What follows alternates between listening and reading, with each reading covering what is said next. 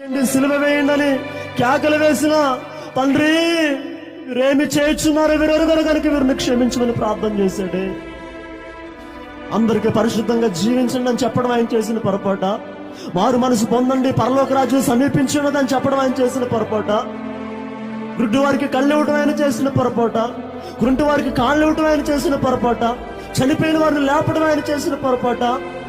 విధవరాలు కుమారుడు చనిపోతే ఏడుస్తూ ఉంటే ఆ కొడుకును బ్రతికించి మరలా తల్లికి అప్పగించడం ఆయన చేసిన పొరపాట. ఏం పొరపాటు చేశాడండి ఆయన?